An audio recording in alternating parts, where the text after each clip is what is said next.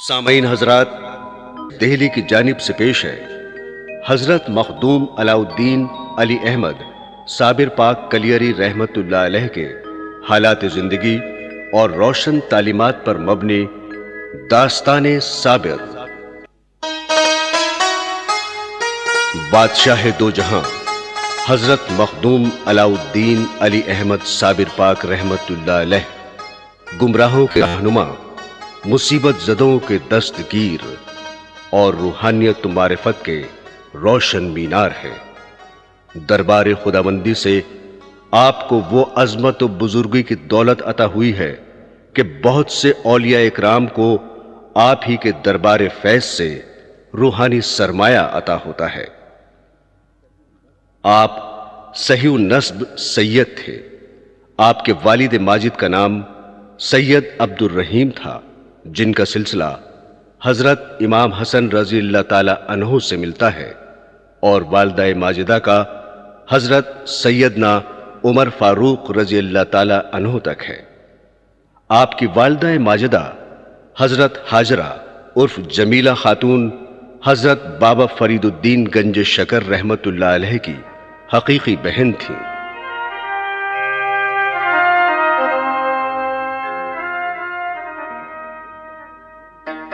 ملک افغانستان میں ایک شہر ہرات ہے جہاں آپ کے والدین نے سکونت اختیار کر لی تھی۔ وہیں آپ کی پیدائش 19 ربیع الاول 592 ہجری بروز جمعرات کو ہوئی۔ یوم ولادت ہی سے آپ کے چہرہ مبارک پر صبر و قناعت نمایاں تھے۔ 1 سال تک آپ ایک دن دودھ پیتے تو دوسرے دن روزے سے رہتے۔ دوسرے سال آپ ایک دن دودھ پیتے تو 2 دن روزہ رہتے۔ اس طرح آپ نے صرف 6 ماہ 9 دن شیر مادر نوش فرمایا۔ تیسرا سال شروع ہوتے ہی آپ نے دودھ پینا ہی چھوڑ دیا۔ آپ جو یا چنے کی روٹی برائے نام کھا لیتے تھے۔ چوتھے سال آپ کی زبان مبارک کھلی تو سب سے پہلے جو حضرت کی زبان سے کلمہ نکلا وہ تھا لا موجود اللہ، یعنی اللہ کے سوا کوئی معبود نہیں۔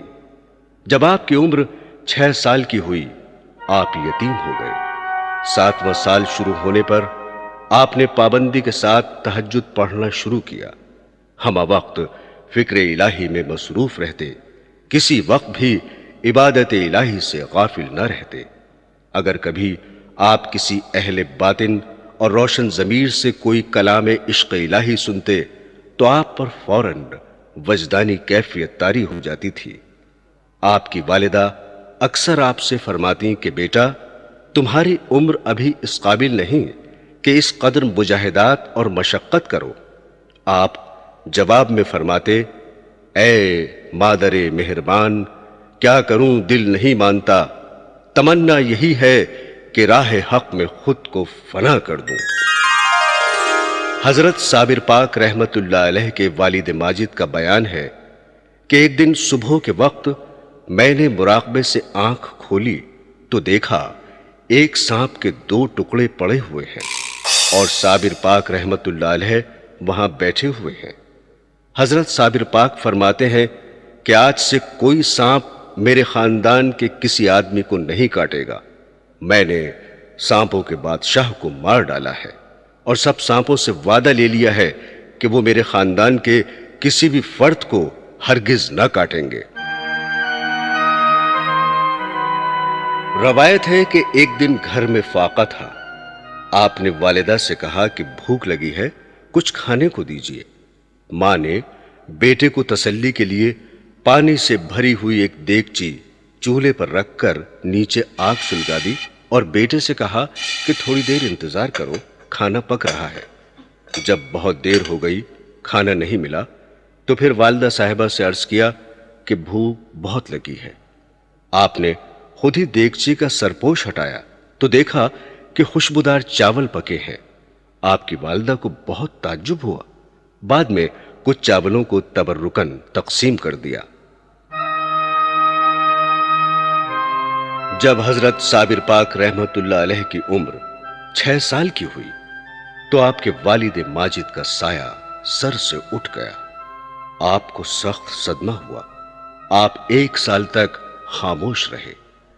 والد ماجد کے وصال کے بعد آپ کی والدہ کی زندگی نہایت غربت میں بسر ہونے لگی، مگر وہ اپنی غربت کا اظہار کسی سے نہیں فرماتی تھیں۔ چوتھے 5ویں روز کچھ نان جو میسر آ جاتا تھا آپ نوش فرما لیتی تھیں۔ آپ کافی ذہین تھے۔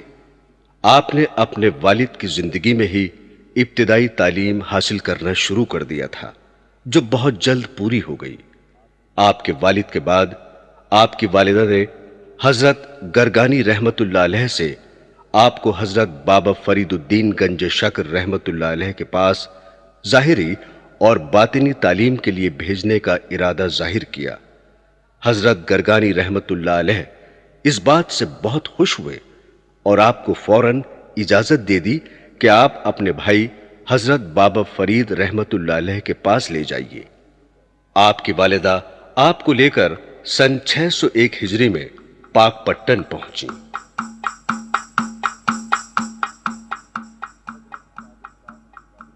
حضرت صابر پاک کی والدہ نے اپنے بھائی بابا فرید رحمت اللہ علیہ سے ساری سرگزشت بیان فرمائی اور عرض کیا کہ آپ اس یتیم بچے کو اپنی غلامی میں لے لیں۔ اس پر بابا فرید رحمت اللہ علیہ نے فرمایا، بہن، میں تمہارا احسان مند ہوں، میں خود اس کا منتظر تھا۔ یہ طفل زمرہ اولیاء اللہ میں یکتا اور بے مثال ہوگا۔ آپ بھی 3 سال تک یہیں قیام کرنا۔ آپ کی والدہ اپنے بھائی کے مکان پر 3 سال تک رہیں، اس کے بعد واپس ہرات چلی گئیں۔ چلتے وقت اپنے بھائی سے فرما گئیں کہ میرا بچہ حد درجہ کم سخن ہے اور کھانے پینے کی طرف سے نہایت غافل اور لاپرواہ ہے۔ آپ خود اس کے کھانے پینے کا خیال رکھنا۔ یہ بچہ روزے بہت رکھتا ہے، شرم و حیا کا پتلا ہے اور بہت غیور ہے، اور 12 سال بعد ہرات سے واپس آ کر اس کی شادی کروں گی۔ بابا فرید رحمت اللہ علیہ نے حضرت مخدوم پاک رحمت اللہ علیہ کو ان کی والدہ کے روبرو بلا کر حکم دیا کہ صبح سے تم لنگر کا انتظام اور کھانا تقسیم کیا کرو۔ یہ حکم سن کر صابر پاک کی والدہ بہت خوش ہوئیں۔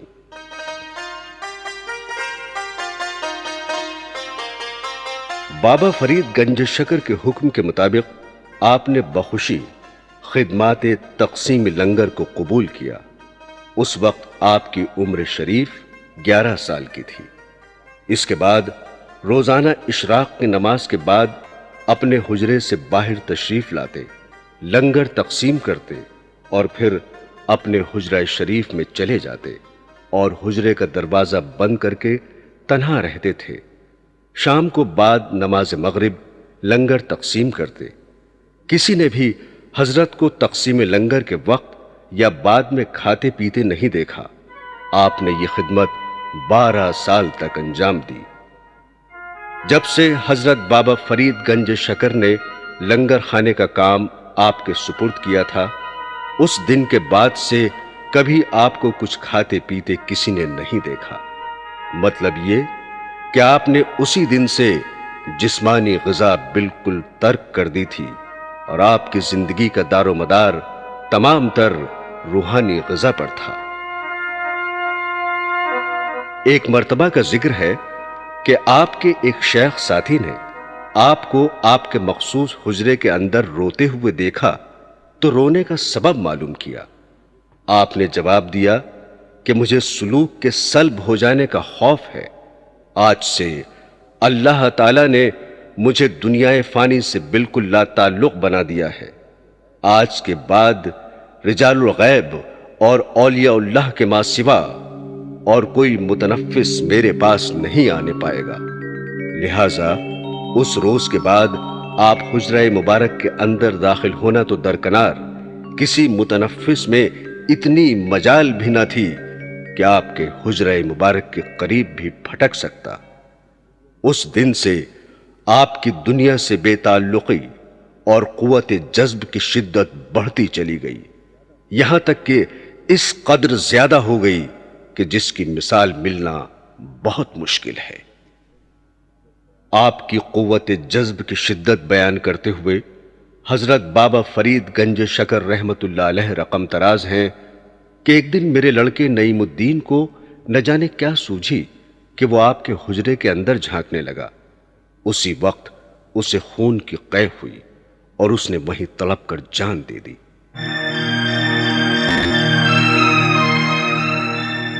اسی طرح ایک دن میرے لڑکے عزیز الدین نے آپ کی اجازت کے بغیر لنگر خانے جا کر ناظم کے منع کرنے کے باوجود اپنے آپ لنگر تقسیم کر دیا۔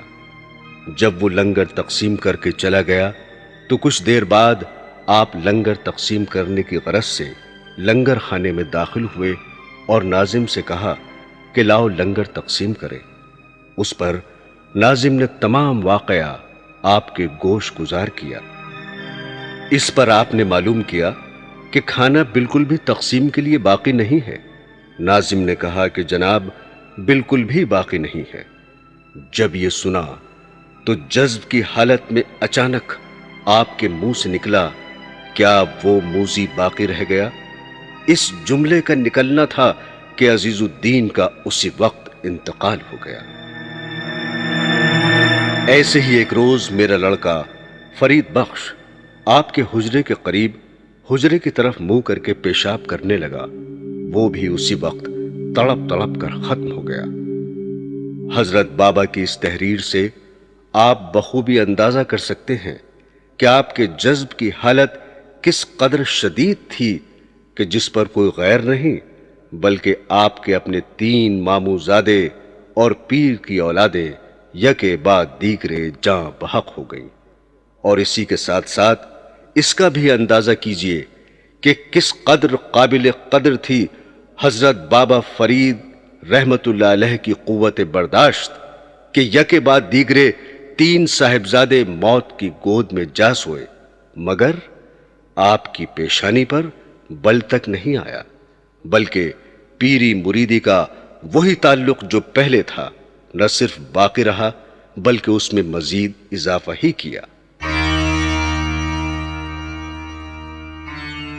کہا جاتا ہے کہ جب آپ کی والدہ ماجدہ کو ان دردناک واقعات کی اطلاع ملی تو وہ فوراً پاک پٹن تشریف لے آئیں۔ 3 بھتیجوں کی موت کا ان کے دل پر بہت اثر ہوا۔ جب آپ کی والدہ ماجدہ نے آپ کو بہت زیادہ کمزور و لاغر پایا تو اس کا سبب معلوم کیا تو انہیں پتہ چلا کہ آپ بالکل بھی کچھ نہیں کھاتے ہیں، تو انہیں بہت افسوس ہوا۔ آپ نے فوراً اپنے بھائی بابا فرید گنج شکر سے دریافت فرمایا کہ آپ نے ہمارے بچے کو کھانے کو نہیں دیا؟ اس پر حضرت بابا فرید نے جواب دیا کہ میں نے آپ کے بچے کو پورے لنگر کا مالک بنایا ہے، آپ بلا کر دریافت کر لیں۔ جب مخدوم علی احمد کو بلا کر پوچھا گیا تو آپ نے فرمایا کہ مامو جان، آپ نے مجھے لنگر تقسیم کرنے کو کہا تھا نہ کہ کھانے کو، آخر میں کس طرح سے کھا سکتا تھا؟ اس پر بابا فرید کو سخت حیرانی ہوئی۔ آپ نے بھانجے کی پیشانی کو بوسہ دیا اور بہن کی طرف مخاطب ہو کر کہا، یہ بچہ صابر کہلانے کے لیے پیدا ہوا ہے، آج سے یہ مخدوم علاء الدین علی احمد صابر ہے۔ اسی دن سے آپ صابر پاک مشہور ہوئے۔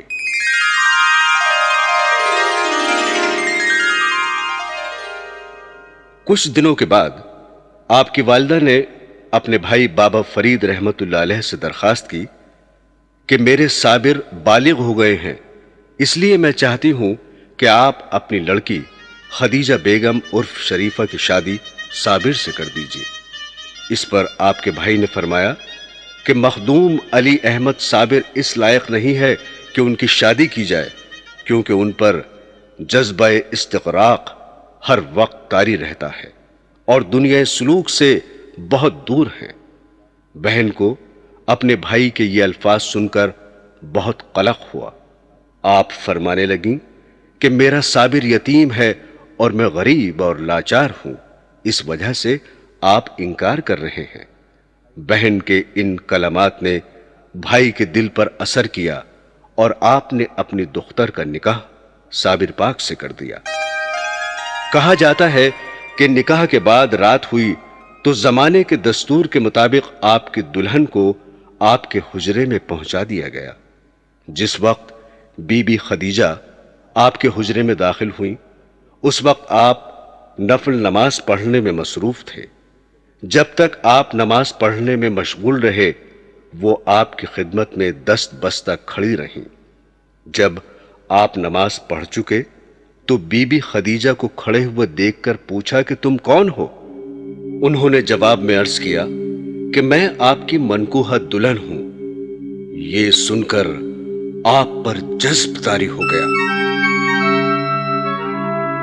اچانک زمین سے ایک آگ کا شعلہ بھڑکا اور دلہن کو جلا کر خاکستر کر دیا۔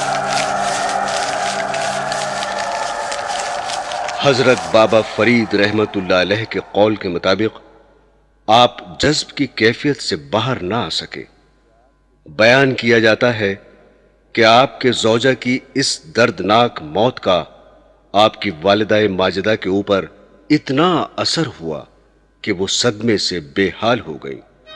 وہ ایک طرح سے خود کو اس واقعے کا ذمہ دار سمجھتی تھیں اور اسی صدمے سے ان کا انتقال ہو گیا۔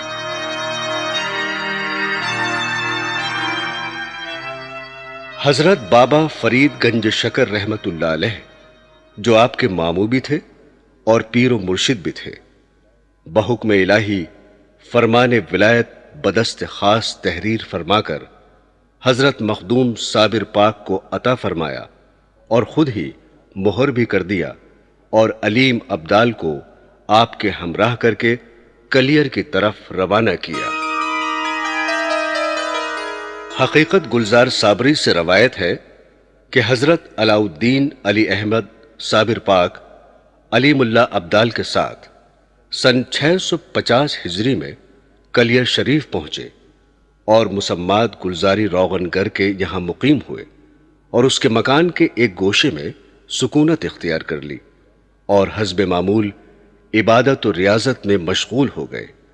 بہت جلد آپ کے زہد و تقوی اور عبادت و ریاضت کی شہرت تمام آبادی کلیر میں پھیل گئی۔ ایک دن جمعے کی نماز کے بعد جبکہ حضرت صابر پاک رحمت اللہ علیہ مسجد میں واز فرما رہے تھے، اہلیان کلیر وہاں جمع تھے۔ رئیس کلیر نے آپ سے سوال کیا کہ اگر آپ واقعی صاحب ولادت و کرامت ہیں تو اس بکری کا پتہ لگائیے جو 3 ماہ سے غائب ہے۔ اگر آپ نے صحیح بتا دیا تو میں آپ کو اپنا امام تسلیم کر لوں گا۔ حضرت صابر پاک سمجھ گئے کہ رئیس کلیر امتحان لینا چاہتا ہے۔ آپ نے آسمان کی طرف دیکھا اور ہاتھ اٹھا کر فرمایا کہ بکری کھانے والے حاضر ہو جائیں۔ آپ کا یہ فرمانا تھا کہ تھوڑی ہی دیر میں 27 آدمی بدحواسی کے عالم میں حاضر ہوئے۔ جب آپ نے ان لوگوں سے بکری کے متعلق دریافت کیا تو انہوں نے یک زبان ہو کر انکار کیا کہ ہم لوگوں نے بکری نہیں کھائی ہے۔ تب رئیس کلیر سے آپ نے مخاطب ہو کر فرمایا کہ تم اس بکری کا نام لے کر پکارو۔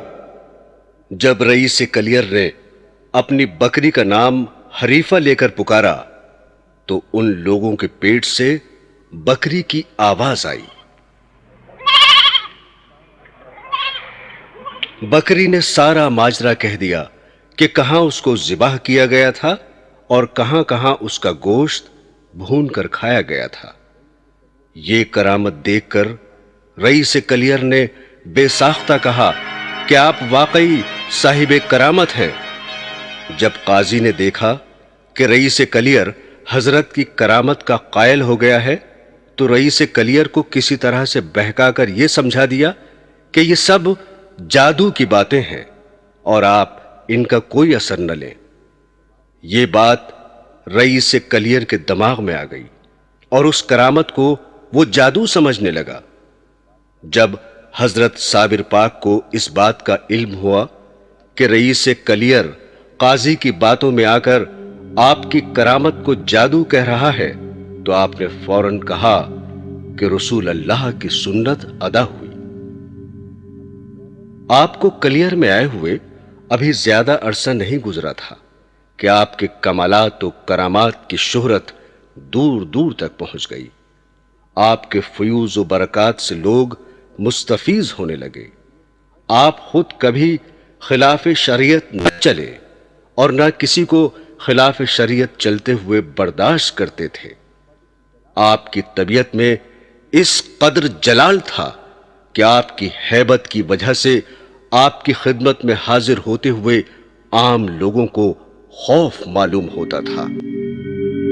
کچھ دنوں کے بعد جب حضرت صابر پاک رحمت اللہ علیہ باشندگان کلیر کو سمجھا سمجھا کر تنگ آ گئے تو حقیقت حال اپنے پیر و مرشد کے حضور میں پیش کی اور اجازت طلب کی کہ جو حکم عالی ہو وہ بجا لاؤں، جس کے جواب میں حضرت بابا فرید نے لکھا کہ برخوردار، اللہ کے حکم سے یہ ولایت تیری ہے اور اس کا اختیار تیرے ہاتھ میں ہے، جیسا سمجھو کرو۔ ایک دن کا واقعہ ہے کہ آپ اپنے خادموں اور مریدوں کو ساتھ لے کر جمعے کی نماز ادا کرنے کی غرض سے جامع مسجد میں تشریف لائے اور وہاں جا کر پہلی صف میں تشریف فرما ہو گئے۔ کچھ دیر بعد جب علماء ظاہر کی جماعت جامع مسجد میں پہنچی تو انہوں نے پہلی صف کو گھرا ہوا پایا۔ انہوں نے جب یہ حال دیکھا تو آپ کے خادموں سے نہایت حقارت آمیز لہجے میں کہا کہ تم اس جگہ کے قابل نہیں ہو، یہاں سے اٹھو اور پیچھے کی صفوں میں جا کر بیٹھ جاؤ۔ آپ کے خادموں نے ان سے کہا کہ جب ہم یہاں آئے تھے تو اس وقت یہ جگہ خالی تھی اور ہم کیونکہ پہلے آئے تھے اس لیے یہاں بیٹھ گئے۔ علماء ظاہر نے جب آپ کے خادموں کے منہ سے یہ جواب سنا تو غصے سے جل بھن گئے اور بولے کہ یہ جگہ صرف ہمارے بیٹھنے کے لیے ہی مخصوص ہے، کوئی اور خواہ پہلے سے آئے یا بعد میں یہاں نہیں بیٹھ سکتا۔ غرض اسی طرح بات بڑھتی چلی گئی اور مسجد میں شور ہونے لگا۔ شور کی آواز سن کر آپ جذب کی کیفیت سے باہر آئے اور فرمایا کہ اس جگہ کا صاحب ولایت ہی پہلی صف میں بیٹھنے کے لائق ہے۔ علماء ظاہر نے یہ فاضلانہ جواب سنا تو ان کے تن بدن میں آگ لگ گئی اور غضبناک ہو کر پوچھنے لگے کہ اگر تم صاحب ولایت ہو تو تمہاری ولایت کا ثبوت کیا ہے؟ اس پر آپ کو بھی جلال آ گیا اور آپ نے فرمایا کہ میری ولایت کا ثبوت یہ ہے کہ تم سب ابھی مر جاؤ گے اور اہل شہر میں سے کوئی زندہ نہیں بچ سکے گا اور ایک طویل عرصے تک یہ شہر کبھی آباد نہیں ہو سکے گا۔ یہ کہہ کر آپ اپنے تمام خدام اور مریدوں کے ہمراہ باہر تشریف لائے اور مسجد کو سجدہ کرنے کا حکم دیا۔ آپ کی زبان سے ان الفاظ کا نکلنا تھا کہ مسجد فوراً شہید ہو گئی اور تمام لوگ جو مسجد کے اندر موجود تھے دب کر مر گئے۔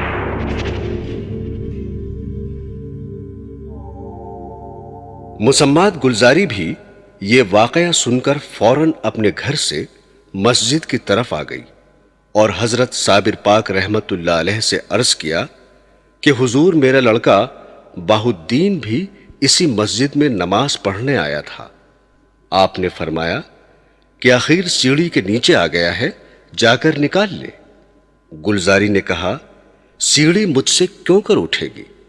حضور نے حضرت علیم اللہ ابدال سے فرمایا کہ جا کر ہمارا نام لے کر لڑکے کو نکال لو۔ علیم اللہ ابدال آپ کے حکم کے مطابق سیڑھی کے پاس آئے اور باہ الدین کو نکال کر اس کی ماں کے حوالے کر دیا۔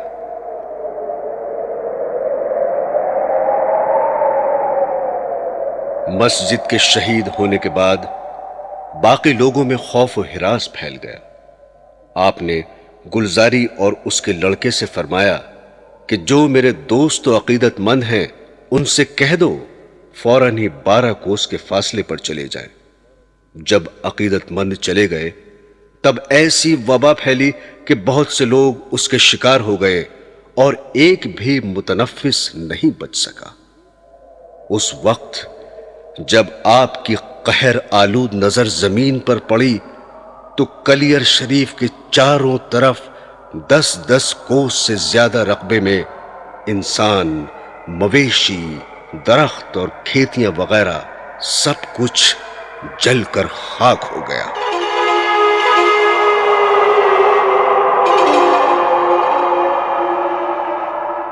جیسا کہ آپ سن چکے ہیں، آپ کے اندر شروع سے ہی جلالی کیفیت بہت تھی، مگر کلیر شریف کی بربادی کے بعد تو آپ کی یہ کیفیت اپنی انتہا کو پہنچ گئی۔ آپ کے جلال کا یہ عالم ہو گیا تھا کہ جس جگہ بھی آپ کی نگاہ پڑتی وہیں سے آگ کے شعلے بلند ہونے لگتے۔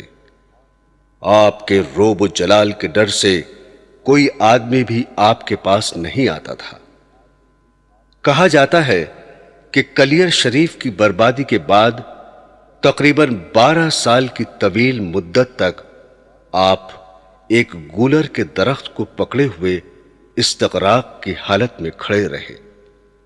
نہ دن کو کھاتے تھے نہ رات کو سوتے تھے، بس دن رات کھڑے رہتے تھے۔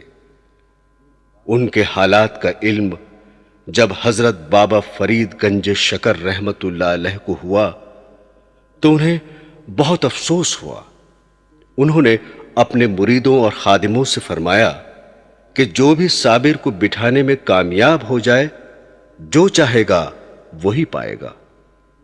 اس بات کو سن کر حضرت شمس الدین جو بابا فرید گنج شکر کی خدمت میں تھے، آپ کو بٹھانے کا وعدہ کیا۔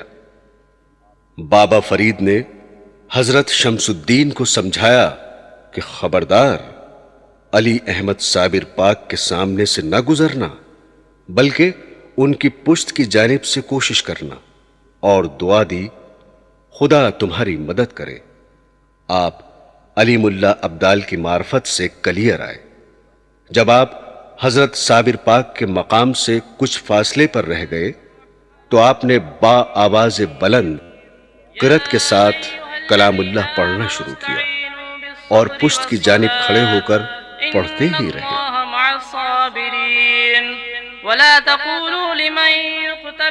شمس الدین کے پڑھنے کا انداز بہت ہی سہانا تھا۔ بڑی دیر کے بعد صابر پاک متوجہ ہوئے اور فرمایا کہ پشت کی جانب کلام اللہ پڑھنا ٹھیک نہیں ہے، سامنے آ کر پڑھو۔ آپ اسی طرح کلام اللہ پڑھتے رہے اور جب کافی دیر ہو گئی تو رک گئے۔ آپ صابر پاک نے فرمایا کیوں رک گئے؟ پڑھو۔ تو شمس الدین نے عرض کیا کہ حضرت کھڑے کھڑے تھک گیا ہوں، اب کھڑے ہونے کی سکت نہیں رہی ہے۔ حضرت صابر پاک نے فرمایا اچھا بیٹھ جاؤ۔ اس پر حضرت شمس الدین نے پھر عرض کیا کہ یہ کیسے ممکن ہے کہ حضور کھڑے رہیں اور غلام بیٹھ جائے؟ جب دوبارہ آپ نے بیٹھنے کو کہا تو پھر شمس الدین نے وہی جواب عرض کیا اور کہا کہ اگر حضور بیٹھ جائیں تو بندہ بھی بیٹھ جائے۔ چنانچہ صابر پاک نے بیٹھنے کا ارادہ کیا، لیکن کس طرح سے بیٹھتے ہاتھ پیر شل ہو گئے تھے۔ حضرت شمس الدین نے بمشکل سہارا دے کر اسی گولر کے درخت سے کمر لگا کر آپ کو بٹھا دیا۔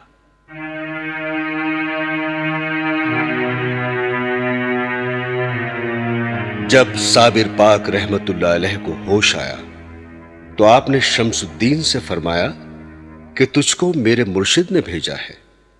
اس پر شمس الدین نے جواب دیا ہاں، جیسا کہ آپ کو معلوم ہے میرا ارادہ پاک پٹن جانے کا ہے۔ اگر حضور مستقل طور پر اس غلام کو اپنی خدمت کا شرف عطا فرمائے تو یہیں قیام کروں۔ حضرت صابر پاک نے آپ کے سر پر ہاتھ رکھا اور فرمایا کہ تم میرے فرزند ہو۔ اس کے بعد صابر پاک نے حضرت شمس الدین کو باقاعدہ طور پر سلسلہ چشتیہ میں مرید کیا۔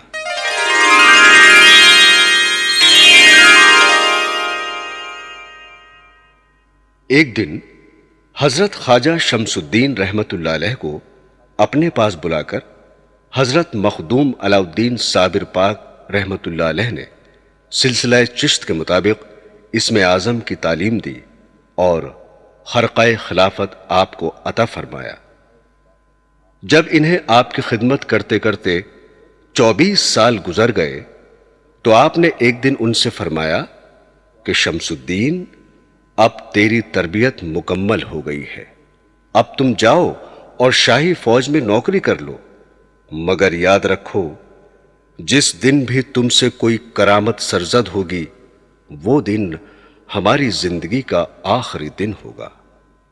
تو میرا فرزند ہے، سوائے تیرے بندگان خدا میں سے کوئی میری تدفین میں شامل نہ ہوگا، فوراً آ کر مرشد کی تدفین کرنا، اس کے بعد اس سرزمین پر نہ ٹھہرنا بلکہ پانی پت چلے جانا۔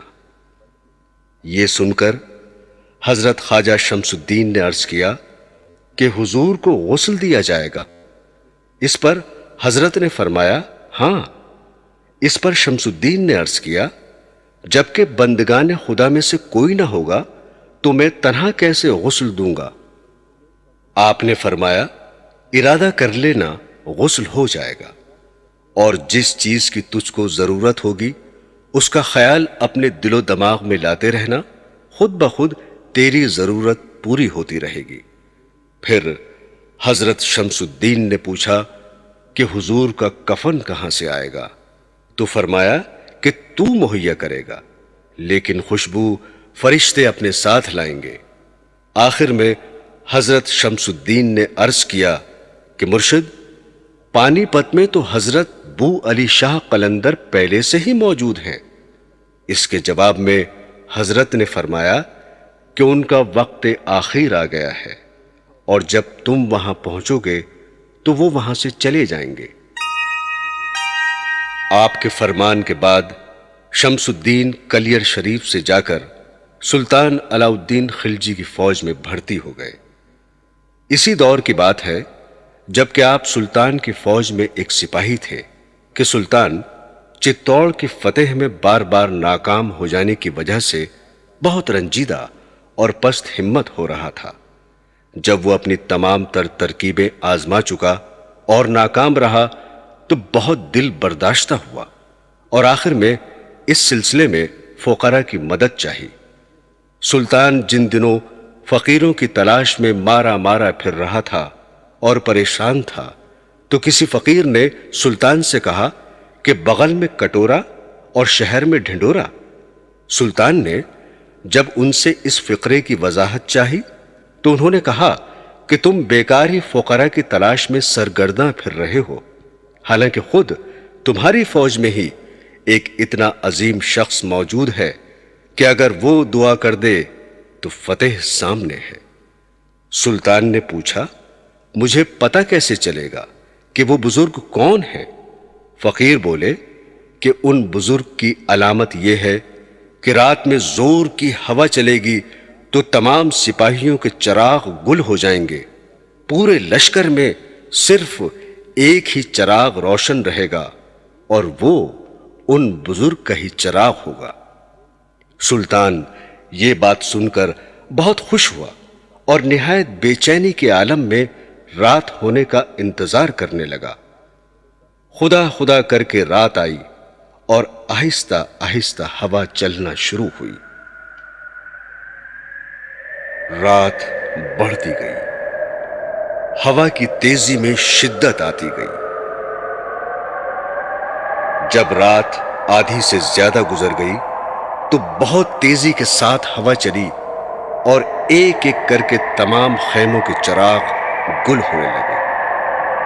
سلطان نے غور کیا تو اسے پتہ چلا کہ سبھی خیموں کے چراغ گل ہو چکے ہیں، مگر پورے لشکر میں ایک خیمہ ایسا بھی ہے جس کا چراغ اپنی پوری آب و تاب کے ساتھ روشن تھا، اور ہوا کی تیزی کا اس پر مطلق اثر نہ تھا۔ سلطان دوڑتا ہوا اس خیمے پر آیا تو اس نے دیکھا کہ شمس الدین رحمت اللہ علیہ تلاوت کلام پاک میں مشغول ہے۔ جب شیخ شمس الدین تلاوت کلام پاک سے فارغ ہوئے اور سلطان کو دست بستہ اپنی خدمت میں کھڑے ہوئے پایا تو سمجھ گئے کہ آج چھپنا مشکل ہے۔ چنانچہ وہ بھی کلام پاک کو لپیٹ کر رکھ کر کھڑے ہو گئے اور سلطان سے پوچھا کہ سلطان نے اس وقت کیوں تکلیف فرمائی؟ سلطان نے اسی طرح دست بستہ عرض کیا کہ حضور میری خطا معاف ہو، مجھے دراصل آپ کی بزرگی اور قدر و منزلت کا پتہ نہ تھا۔ حضور سے گزارش ہے کہ دعا فرمائے کہ قلعہ جلد از جلد فتح ہو جائے، کیونکہ میں اپنی تمام تر ترکیبیں آزما کر عاجز آ چکا ہوں اور اس کی فتح سے قریب قریب مایوس ہو چکا ہوں۔ شیخ شمس الدین نے حسب معمول انکساری کا مظاہرہ کیا اور فرمایا، میں تو آپ کا ایک معمولی سا نوکر ہوں، میں بھلا اس قابل کہاں، کسی نے شاید آپ کو غلط اطلاع دی ہے۔ مگر سلطان نے کہا کہ حضور میں پہلے سے ہی بہت شرمندہ ہوں اور اپنی غلطی پر نادم ہوں، مجھے معاف فرمائیے، مگر قلعے کی فتح کے لیے دعا تو حضور کو کرنی ہی پڑے گی۔ جب سلطان کو اس قدر خوشامد کرتے ہوئے دیکھا تو وہ سوچ میں پڑ گئے اور کافی دیر سوچنے کے بعد فرمایا کہ میری کچھ شرطیں ہیں، آپ وہ مان لیں تو میں دعا کر دوں گا۔ سلطان تو قلعے کی فتح کے لیے بےتاب ہو ہی رہا تھا، اس نے کہا کہ آپ حکم فرمائیں، میں ہر شرط ماننے کے لیے تیار ہوں۔ انہوں نے فرمایا کہ سب سے پہلے تو آپ میرا استعفیٰ منظور کریں اور میری تنخواہ مجھے دے دیں، میں یہاں سے روانہ ہو کر تقریباً 3 کوس کے فاصلے پر جا کر دعا کروں گا، آپ قلعے پر حملہ کر دیں، اللہ نے چاہا تو قلعہ ضرور اور ضرور فتح ہو جائے گا۔ سلطان نے اسی وقت ان کی تمام باتیں مان لی، استعفیٰ منظور کیا، تنخواہ دے دی اور نہایت عزت و احترام کے ساتھ رخصت کیا۔ انہوں نے وہاں سے جا کر تقریباً 3 کوس کے فاصلے پر پہنچنے کے بعد دعا فرمائی اور اس طرح چتور کا قلعہ فتح ہو گیا۔ حضرت شمس الدین نے فوراً سمجھ لیا کہ آج شیخ طریقت حضرت مخدوم علاء الدین علی احمد صابر پاک رحمت اللہ علیہ کا انتقال ہو گیا ہے، کیونکہ آپ کو ان کے انتقال کا یقین ہو گیا تھا، اسی لیے آپ فوراً کلیر شریف کے لیے روانہ ہو گئے۔ راستے میں آپ کو ٹھوکر لگی، آپ گر کر بے ہوش ہو گئے، جب ہوش میں آئے تو اپنے آپ کو کلیر شریف میں پایا۔ جب حضرت شمس الدین رحمت اللہ علیہ کلیر شریف پہنچے تو آپ نے دیکھا کہ حضرت صابر پاک رحمت اللہ علیہ کا جسم اطہر بے جان پڑا ہے، اور ایسا معلوم ہوتا ہے کہ ابھی ابھی آنکھ بند ہوئی ہے۔ جنگلی شیر آپ کے قدم مبارک کی طرف کھڑا ہوا پہرا دے رہا ہے۔ آپ کو دیکھ کر شیر نے اپنا راستہ لیا۔ حضرت شمس الدین نے اپنے پیر و مرشد کو غسل دینے کا ارادہ کیا تو غسل شریف ہو گیا۔ غسل کے بعد کفن پہنانے کا ارادہ کیا تو تکفین خود بخود ہو گئی، اور جب جنازہ اطہر تدفین کے لیے تیار ہو گیا تو حضرت شمس الدین کو نماز جنازہ کی فکر ہوئی۔